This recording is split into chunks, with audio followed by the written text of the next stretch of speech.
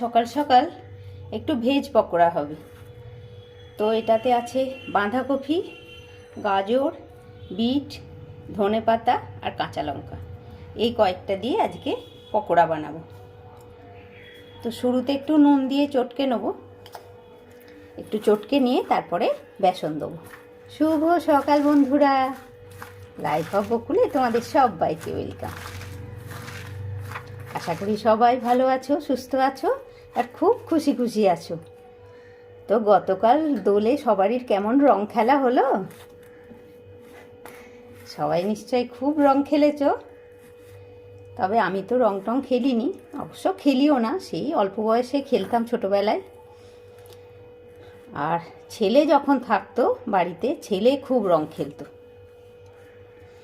আর বেচারা এবারে তো ওদের দোলে কোনো ছুটিও ছিল না, মানে ওখানে ও তো হায়দ্রাবাদে থাকে, ওখানে বলল দোলের কোনো ছুটি নেই।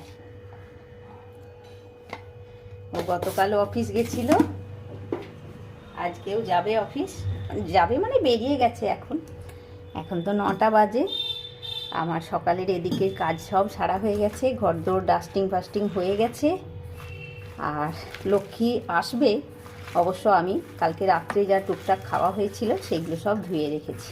রাত্রে অবশ্য কালকে বেশি কিছু খাইনি, মানে ওই একটু মুড়ি মিষ্টি এইসবই খাওয়া হয়েছে।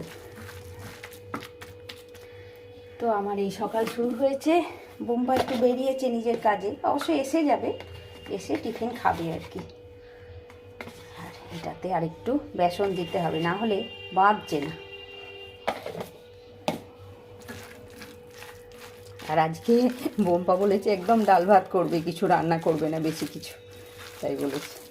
ঠিক আছে, দেখি এখন কি রান্না হবে, অবশ্য ঠিক হয়নি। তেলটাও বসিয়ে দিয়েছি আর কি গরম হতে। আর এগুলো তো ভাজতে একটু সময় লাগে, গ্যাসটাকে কমিয়ে ভাজতে হয়, ভেতর অবধি না ভাজা হলে তো ভালো হয় না।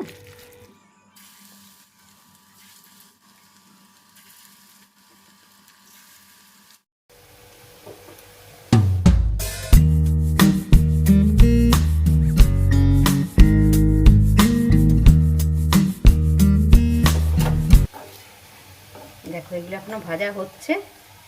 আর বুম্পাতে এসে গেছে, ওকে ওই জন্যে দুটো এখান থেকে তুলে খেতে দিয়ে দিলাম।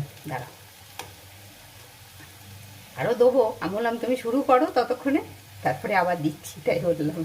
চলো ওকে দিয়ে আসি, দেখি কেমন হয়েছে।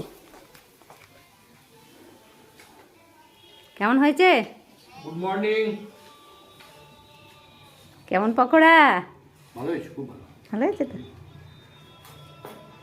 আর দুটো দিই? দুটোই দিলাম, আর দিলাম না বেশি। থাকলে ডাল ভাতে তখন খাবে। হ্যাঁ, একসঙ্গে বেশি খাওয়া ঠিক নাই বল। চলো বেশ, করতে পারো তোমরা, ভালোই হয় গো। আর সব সবজি টুকটাক পাওয়াও যায়, ওই সব সবজিকে কুচি করে। আমার অবশ্য আজকে চাল গুঁড়োটা ফুরিয়ে গেছে, এতে একটু চাল গুঁড়ো দিলে ভালো হতো, চাল গুঁড়ো দেওয়া হয়নি। ঠিক আছে চলো এগুলো ভেজে নিই, তারপরে জলখাবারও খেয়ে নেব। ঘড়ির কাঁটা হচ্ছে 10:30। আর কি রাঁধবো তার একটা জোগাড় হলো। এদিকে হচ্ছে বেগুন ভাজা হবে, আর আলু করলা ভাতে, আর ডাল করব, চাল ডালটা ভেজাবো ডাল। আর হবে বড়ি পোস্ত। এবার একটু রূপচর্চা করব। তো এই দেখো, একটু আলুকে গ্রেট করে নিলাম, এই অল্প আলুর রস। আর এটার সঙ্গে আরও 2-1টা জিনিস মিশবে, সেটা আমি আগে করে নিই, করে যদি দেখি কয়েকদিন করে যে হ্যাঁ আমি উপকার পেয়েছি, তখন তোমাদেরকে আমি ঠিক মতো বলবো যে এইটা লাগিয়ে আমার স্কিনের উন্নতি হয়েছে, অনেক গ্লো হয়েছে, বুঝতে পেরেছো? তো ঠিক আছে, আমি এটা করে নিই। আর আজকে আর একটা করবো, আমি আমার রান্নাঘরের এই যে নিচের ড্রয়ারগুলো যেগুলো আছে, এই যে এই ড্রয়ারের ভেতরে প্রচুর জিনিসপত্র আছে, কৌটো টৌটো, সেগুলো সব বার করবো, করে একটু পরিষ্কার করবো। কেননা আজকে তো রান্না নেই, মানে রান্নার ঝামেলা বেশি কিছু নেই, প্রচুর ভরা আছে, ভর্তি। তো সেগুলোকে আমি সব বার করব, করে পরিষ্কার করে। দেখো এখানটাতে পুরো সব বার করে পরিষ্কার করলাম। এবারে মানে এদিকটা এখনও হয়নি, এদিকটা করব, এই একটা পার্ট খুলে এদিক সামনেটা করলাম আর কি। আর এবারে এই কাপড়টার মধ্যে একটু কেরোসিন মেশাবো, অল্প একটু কেরোসিন দেওয়া এটা দিয়ে পুরো এখানটাকে পরিষ্কার করে দেবো। তাতে কি হয়, পোকামাকড় একদম হয় না, মাকড়সা তোমার একদম হবে না। আর যদি বা একটু তেলচিটে থাকে ভেতরে, সেই তেলচিটে ভাবটা একদম চলে যাবে। এরপরে আর কেরোসিন তো খুব তাড়াতাড়ি শুকিয়েও যায় চটপট করে, তো এটা যখন শুকিয়ে যাবে তখন আমি ওই কর্নারগুলোতে পুরো একটু হিট স্প্রে করে আবার জিনিসগুলো ভরে দেবো।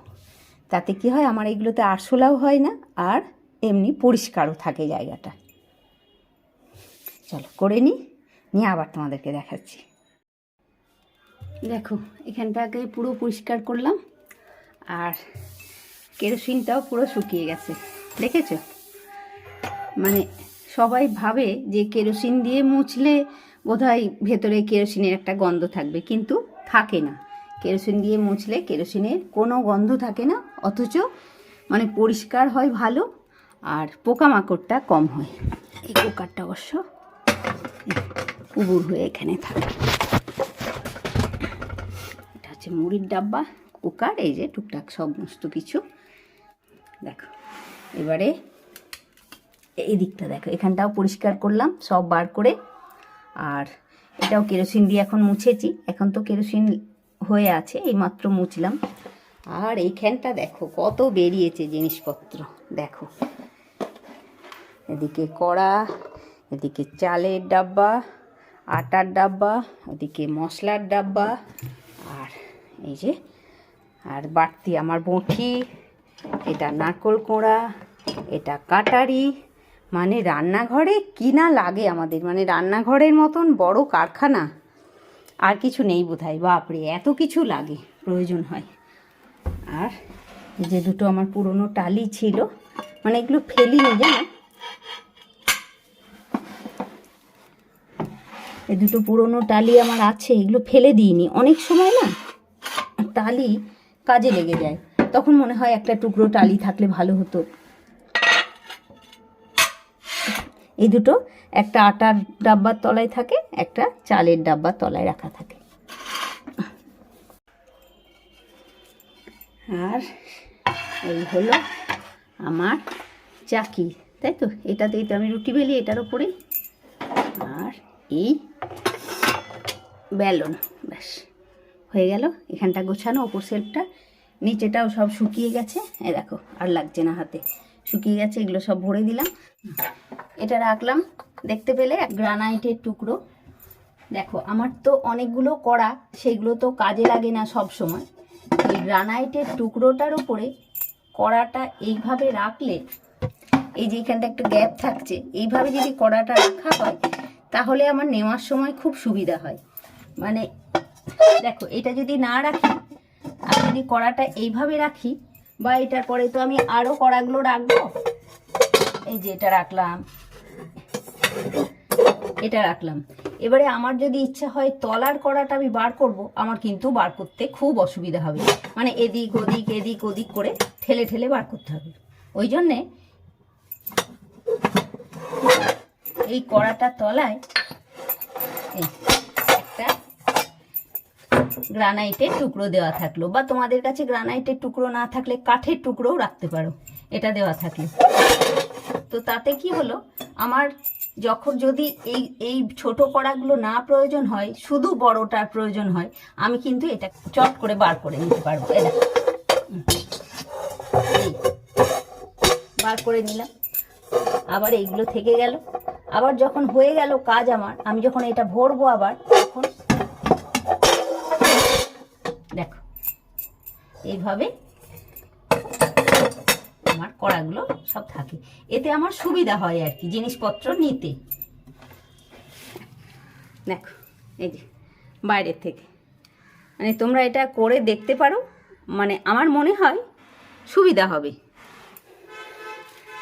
তো চলো, আমার তো হয়ে গেল এদিকটা পুরো গোছানো, ওপরটাও হয়ে গেছে। এবার একটু হিট স্প্রে করে দেবো কোনাগুলোতে অল্প অল্প করে। দেখো কারখানার কাজ কি চট করে শেষ হয় বলো? কত বেরিয়েছে দেখো, ওইদিকে তলাটা থেকে এখনও বেরোবে, মানে আরও আছে ওই সাইডে আর একটা বালতি রাখা আছে, ওইটার ভেতরে আমার বিস্কুট বা ওই সব টুকটাক বাড়তি জিনিস থাকে, বিস্কুট পাঁপড় এরকম টুকটাক থাকে আর কি। যাই হোক, দেখো সব কত বেরিয়েছে, এগুলো সব পরিষ্কার করে ভেতরে আবার রাখবো। আর এই ডাব্বা দুটো দেখছো, এই দুটো হচ্ছে আমার শাশুড়ি মা আমাকে কিনে দিয়েছিলেন, জানো তো। মানে শাশুড়ি মা কিনে দিয়েছিলেন মানে আমি শুদ্ধই কিনেছিলাম, আমিও ছিলাম তখন। মানে আমার বিয়ের পরে পরেই এই রাস্তা দিয়ে বিক্রি করতে এসেছিল, আর এই দুটো ডাব্বা মা কিনে দিয়েছিল চাল আর আটা রাখবো বলে। মানে আর অতদিন আগে তো, এখনও দেখো কত শক্ত, কত সুন্দর জিনিসগুলো। মানে এখনকার কিন্তু তুমি প্লাস্টিকের জিনিস এত ভালো পাবে না, আর মানে এটা 25-26 বছর আগের জিনিস মনে করো, তাই জন্যে এখনও এত সুন্দর হয়ে আছে। তো আমিও এটাকে যত্ন করে রেখে দিয়েছি, মানে আমার এটাতে জিনিসপত্র থাকে। চলো এগুলো চটপট করে গুছিয়ে নিই, আবার লক্ষ্মী রানী আমার এসে গেলেই মুশকিল হয়ে যাবে। এখানটাও আমার পরিষ্কার হয়ে গেল, একদম পুরো সমস্ত বার করে কেরোসিন দিয়ে মুছে হিট স্প্রে করে কমপ্লিট হয়ে গেল। এবারে এখন তো লক্ষ্মী ঝাড়া মোছা করবে। লক্ষ্মী এসে গেছে। লক্ষ্মী কেমন আছিস বলে দে সবাইকে। ভালো আছি। দুদিন খুব ভুগলো গো মেয়েটা দাঁতের ব্যথা নিয়ে। এই কি দাঁতটা অপারেশন করতে হবে? হ্যাঁ, ওর অপারেশন করতে হবে আবার। মানে ওই যে আক্কেল দাঁতটা বেরিয়েছে, কি আর করবে, বদমাইশ মেয়ে, এতদিনে আক্কেল হয়েছে তাই জন্য আক্কেল দাঁত বেরিয়েছে, কোনো আক্কেল ছিল না, তাই তো লক্ষ্মী?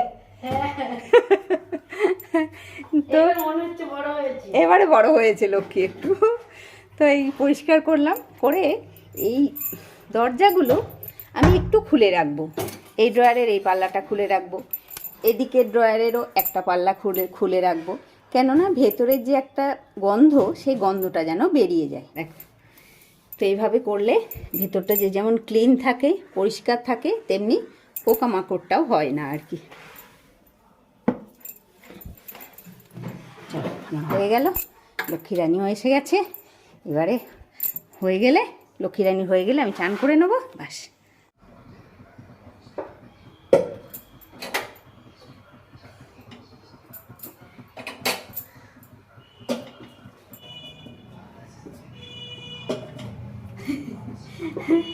এই চান করে এলাম।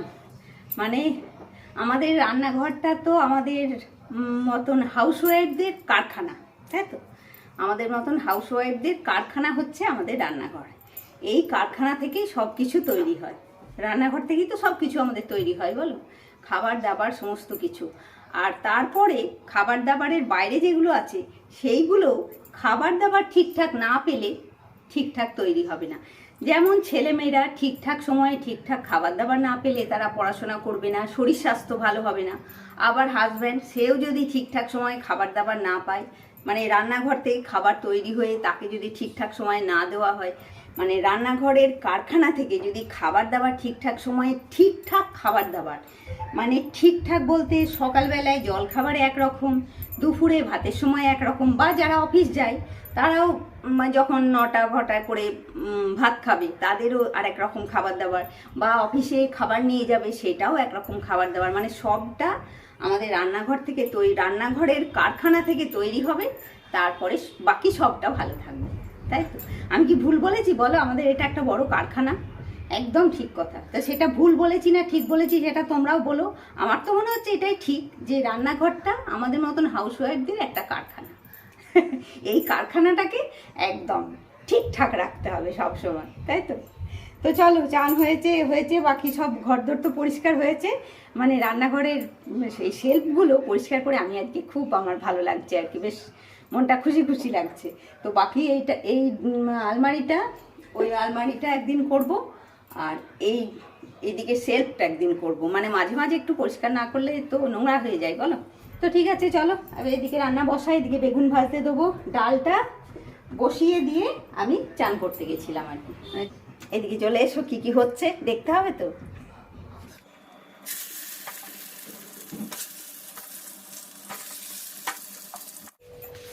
এদিকে বেগুন ভাজা হলো, ডালটাকে এবার একটু সাঁতলাবো, সেদ্ধ হয়ে গেছে। আর বড়ি পোস্ত করব, তার জন্যে পোস্তটা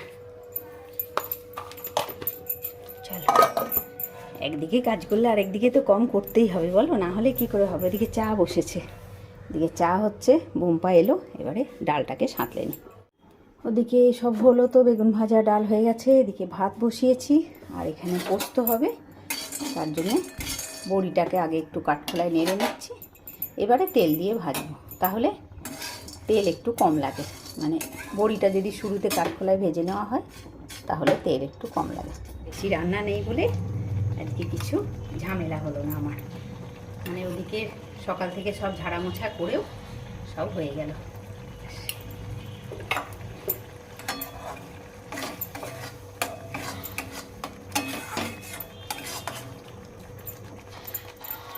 গ্যাস অফ করে দিই। আমার তো হয়ে গেল, এবারে ওর চান যখন করবে, আমার আর কোনো চাপ নেই।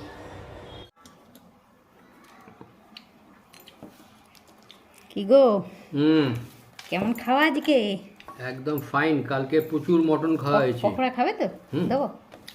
আর বেগুন ভাজা এক পিস দাও। কালকে প্রচুর মটন খাওয়া হয়েছে, আজকে একদম নিরামিষ, খুব হালকা, পেটকে আরাম শান্তি দিতে হবে। আজকে কালকে প্রচুর মটন খাওয়া হয়ে গেছে, এমন খাওয়া হয়েছে রাত্রিরে আর মুড়ি ছাড়া কিছু খাইনি, মুড়ি মিষ্টি। তা আজকে বললাম একদম হালকা নিরামিষ, ডাল ভাত, মানে যাকে বলে ডাল ভাত। ডাল ভাত হয়নি, আলু করলা ভাতে, বেগুন ভাজা, বড়ি পোস্ত, এক পিস পকোড়াও পেয়েছি, ডাল পেয়েছি, পকোড়া আরো আছে, তুমি নিজে নিতে পারো। চাটনি। এই দেখো পকোড়া আরো আছে, বেগুন ভাজাও আছে। পেটটাকে একটু আরাম দিতে হবে আজকে। বেগুন ভাজা নিলে নাও। তোমার নিয়ে নাও। হ্যাঁ যাই, তোমাকে তো দেওয়া হয়ে গেল। এবারে তোমাকে চাটনি দিয়ে দিয়েছি, চল আমি বসে যাই। বড়ি পোস্তটা খুব সুন্দর হয়েছে। হয়েছে একদম বড়ি পোস্ত। ফাটাফাটি।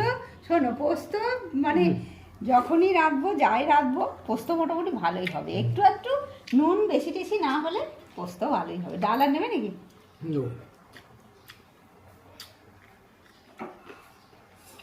দিয়ে দিই কমপ্লিট করে, দিয়ে আমি বসবো। ছোট ছোট বড়ি। হ্যাঁ ছোট বড়ি, পোস্ততে একদম ছোট ছোট বড়ি। হ্যাঁ বড়ি পোস্ততে এই ছোট বড়িটাই ভালো। আর এমনি ঝোল বা কোনো চচ্চড়ি করলে বড় বড় বড় বড়িটা ভালো হয়। ঝোলে বড় বড়ি। হ্যাঁ, আর পোস্ততে ছোট বড়িটাই ভালো। চল আমি আবার বসে যাই। এদিকে খাওয়া দাওয়া কমপ্লিট আমাদের। ঘড়ির কাঁটা 3:05, আর আরেকজন তো বসে বসে টিভি দেখছে। আমার এদিকে সব পরিষ্কার হয়ে গেছে, ডাইনিং টেবিলও পরিষ্কার হয়ে গেছে, রান্নাঘরটাও পুরো পরিষ্কার হয়ে গেছে। এবারে একটু দুধটা ফুটতে দেবো, দুধটা এখনও ফুটতে দেওয়া হয়নি। তো ঠিক আছে বন্ধুরা, এই সঙ্গে আজকে আমি আমার ব্লগটাও শেষ করছি। তোমরা সবাই খুব ভালো থাকো বন্ধুরা, খুশি খুশি থাকো, নিজের ফ্যামিলির লোকজন নিয়ে খুব আনন্দে দিন কাটাও। আর আমার সাথেও থেকো, লাইক কমেন্ট শেয়ার আর সাবস্ক্রাইব করতে কেউ ভুলো না। তো আজকে এই বেলাতেই শেষ করে দিলাম, না হলে এরপরে আরও অনেক বড় হয়ে যাবে। তো ঠিক আছে বন্ধুরা, নেক্সট ব্লগে আবার দেখা হচ্ছে। ততক্ষণের জন্যে টাটা বন্ধুরা।